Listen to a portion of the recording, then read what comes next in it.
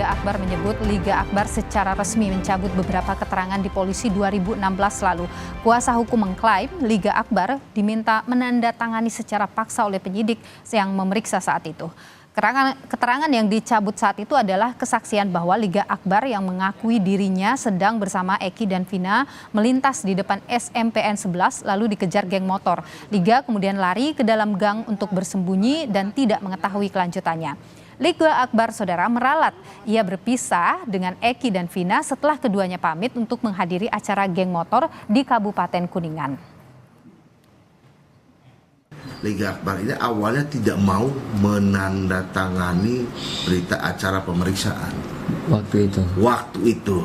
Cuman apa boleh buat, ada sesuatu jadi dia menandatangani dan tidak paham kalau di pengadilan bisa dicabut.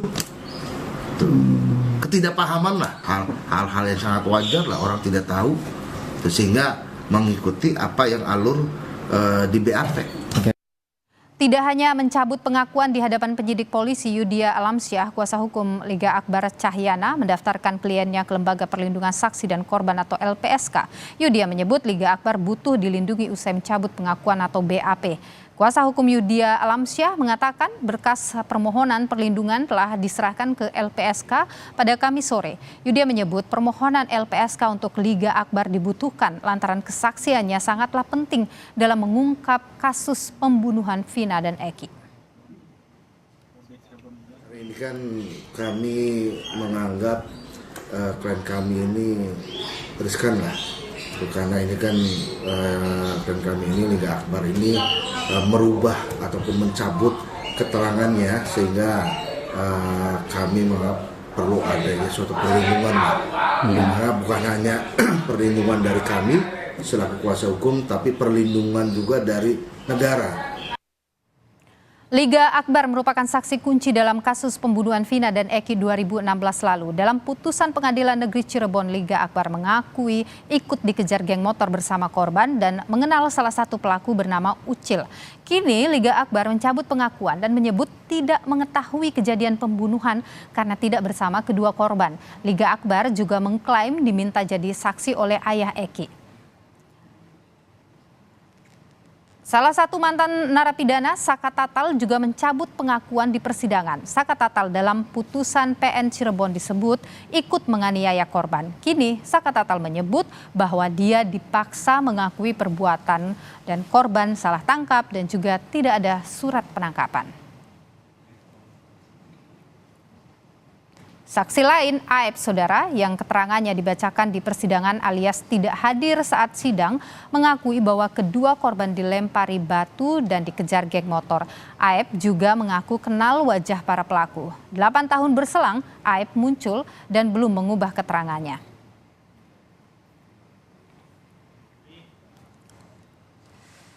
Lantas saudara, bagaimana kesaksian terkini para saksi dan terpidana bisa memengaruhi konstruksi perkara kasus pembunuhan Vina? Kami bahas saudara bersama dengan penasihat hukum Liga Akbar, Yudia Alamsyah, bergabung juga penasihat hukum Peggy Setiawan Tony RM, ada juga penasihat hukum terpidana Sudirman Jutek Bongso saudara. Selamat malam Bapak-bapak. Selamat malam. Ya, sehat. Selamat malam, sehat selalu. Sehat. Baik, saya ingin ke Pak Yudia dulu ini soal klien Anda, Liga Akbar. Ini apakah memang benar ya klien Anda ini terancam sampai kemudian harus mengajukan ke LPSK untuk perlindungan? Iya Mbak, ya kami selaku kuasa hukum Liga Akbar mengajukan perlindungan kepada LPSK, di mana minggu kemarin juga sudah bertemu dengan putusan dari LPSK, di mana kami juga sudah mempersiapkan persyaratan dan permohonan untuk meminta perlindungan hukum, perlindungan hukum kepada LPSK.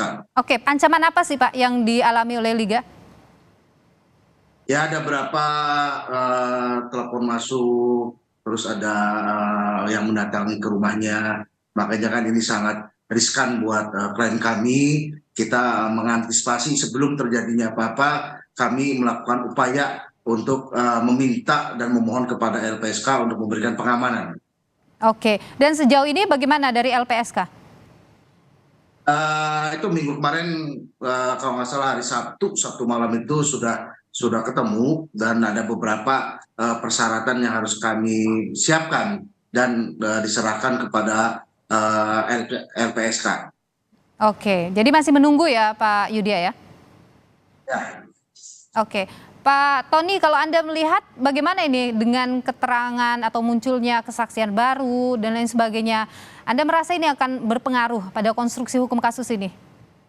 Ya, pertama kami sebagai penasihat hukum Peggy Setiawan mengapresiasi ya, kepada keberanian Liga Akbar yang kali ini menyampaikan yang sebenarnya dengan mencabut keterangan-keterangan Liga Akbar pada kesaksiannya tahun 2016.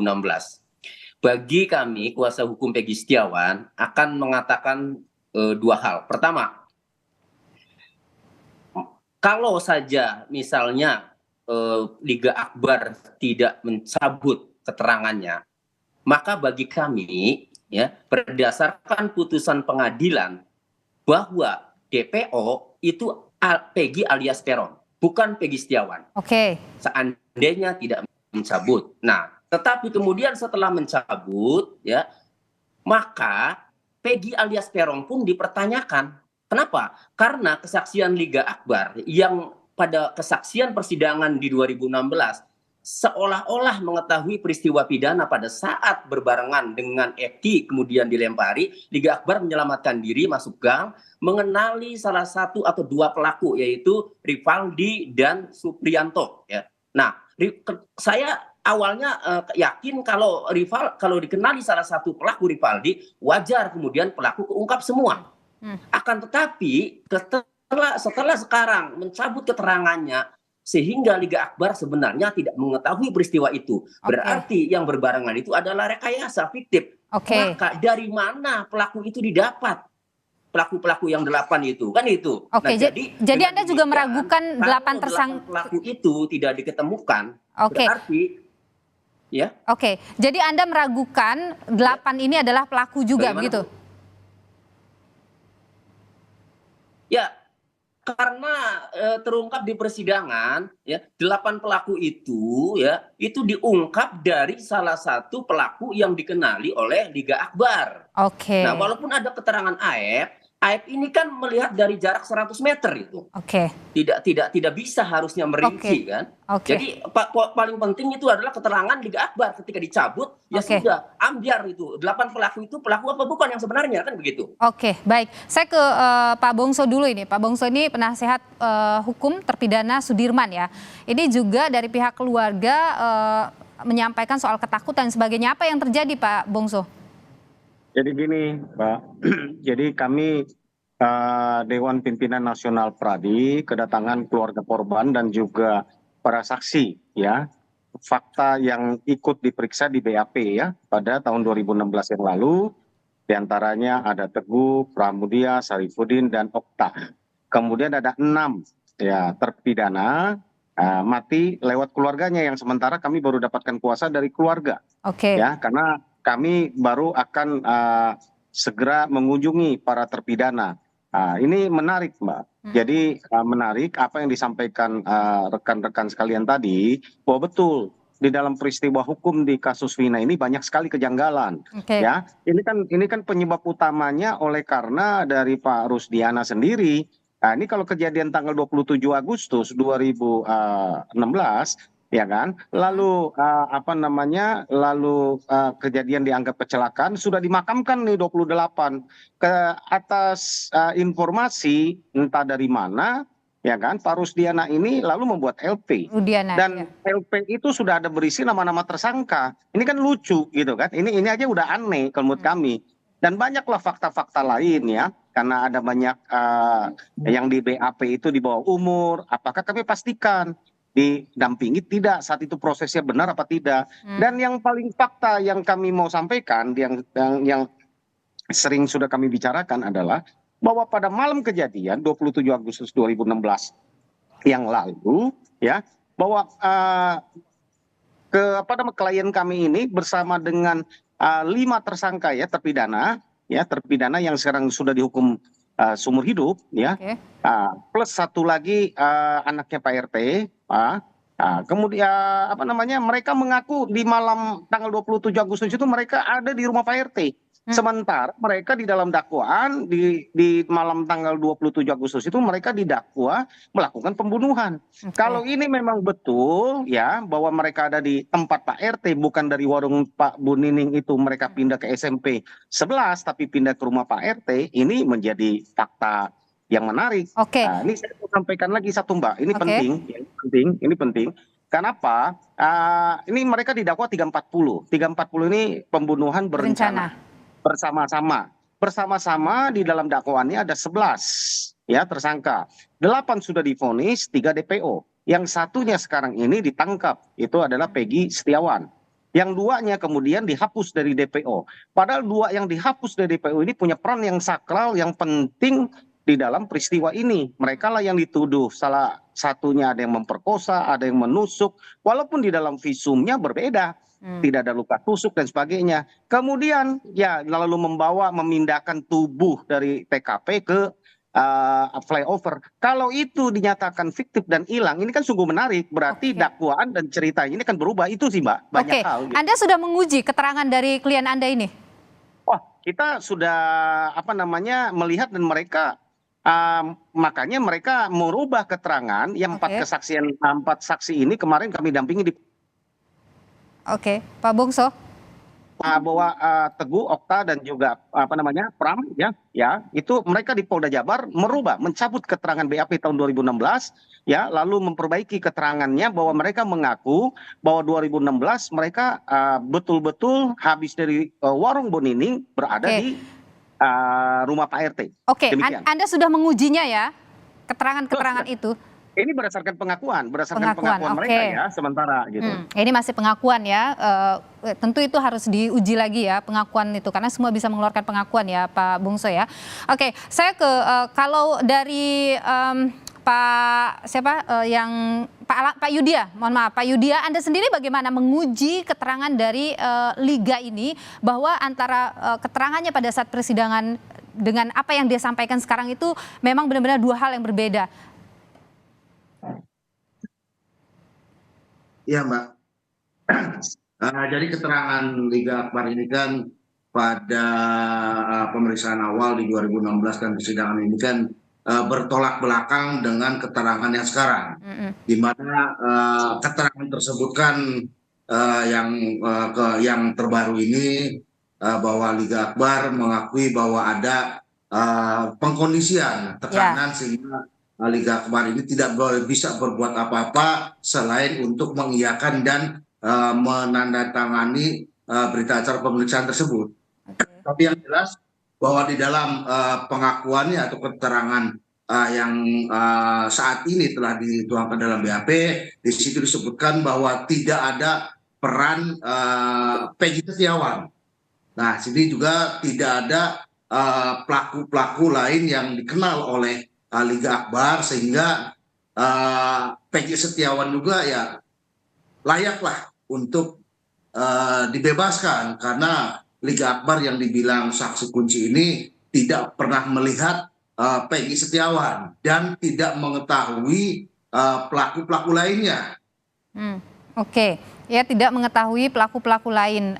Tapi maksud saya di sini adalah Pak Yudia, apa yang diterangkan oleh klien Anda, yang disampaikan oleh klien Anda, ada pendukungnya, ada bukti pendukungnya, begitu Pak? Ya, karena pada saat terakhir bertemu dengan Eki dan Vina itu kan di SMA 4 itu ada beberapa orang yang menyaksikan dan berkumpul di situ, dan inilah yang akan kami tambahkan kesaksiannya untuk menguatkan keterangan dari Liga Akbar. Oke, baik. Saya ke Pak Tony. Pak Tony, ini kan dari pihak Peggy Setiawan minta atensi Kapolri ya, agar kasus ini dibuka terang, seperti bahkan membawa soal kasus yang Sambo dulu gitu. Apa sebenarnya yang ingin didapat begitu oleh tim dari Peggy Setiawan ini?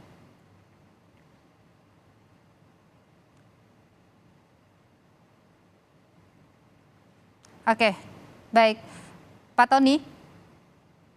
Oke, supaya kami ada masalah atau kendala teknis ya dengan Pak Tony, saya kemudian ke Pak Bongso lagi. Pak Bongso, jadi langkah hukum lanjutan yang akan dilakukan oleh tim dari Sudirman ini apa nih Pak? Apakah PK begitu?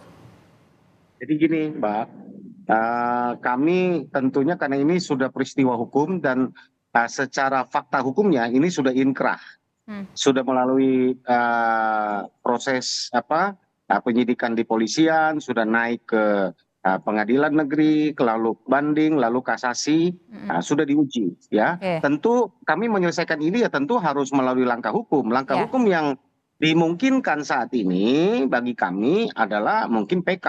PK ya kami akan buktikan bahwa ada proses-proses yang tidak benar atau kurang tepat lah ya pada saat itu, banyak hal kejanggalan, ya tergantung Mahkamah Agung mau menerima bukti novum yang nanti kami akan ajukan. Ya banyak kami lagi berkumpul mengumpulkan novum-novum tersebut karena tim kami ini dari Dewan Pimpinan Nasional Pradi menerjunkan kurang lebih hampir 100 advokat.